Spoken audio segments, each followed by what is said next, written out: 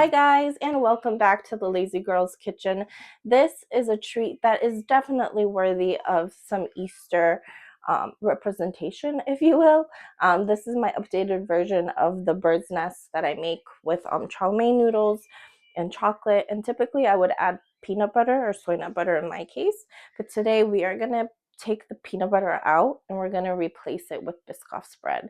It is so good, it's easy, it's delicious, it's no bake, so let's go.